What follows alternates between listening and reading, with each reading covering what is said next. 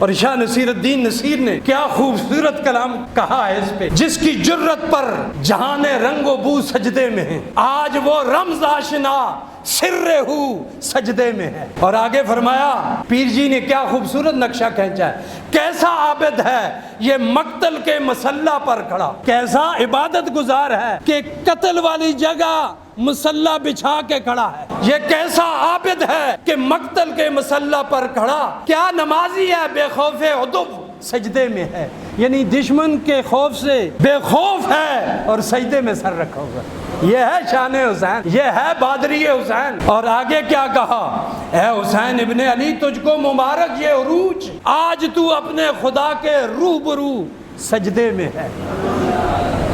اور آگے تو پیر صاحب نے کمال ہی کر دیا، سنو واہ چراغ گولڑا تیری عظمت کو سلام، تیری جرت کو سلام، تیری غیرت کو سلام، تیرے مقام کو سلام، تیری رفت کو سلام۔ کیا کہا، اللہ اللہ، کہیں سب، کہیں بآواز بلند، اللہ اللہ اللہ اللہ، تیرا سجدہ اے شبیہ مصطفیٰ، اللہ اللہ اللہ اللہ، تیرا سجدہ اے شبیہ مصطفیٰ۔ شبیہ کا مطلب ہے ہم شکل مصطفیٰ۔ اور صحابہ کو جس وقت حضور کے دیدار کی، حضور کے وصال کے بعد تڑپ آتی، حسن کو بھی کھڑا کر دیتے تھے، حسین کو بھی کھڑا کر دیتے تھے، سر سے لے کر سینے تک حسن مجتبی شبیہ مصطفیٰ تھے، اور سینے سے لے کر پاؤں تک حسین شبیہ مصطفیٰ تھے، ہم شکل مصطفیٰ تھے۔ تو پیر جی نے کیا کہا، اللہ اللہ، تیرا سجدہ اے شبیہ مصطفیٰ، جیسے خود ذات پیمبر ہو بہو سجدے میں ہے۔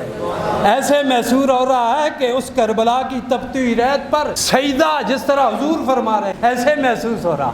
آگے کیا فرمایا، کون جانے کون سمجھے کون سمجھائے نصیر، کون جانے کون سمجھے کون سمجھائے نصیر، عابد و معبود کی جو گفتگو سجدے میں ہے۔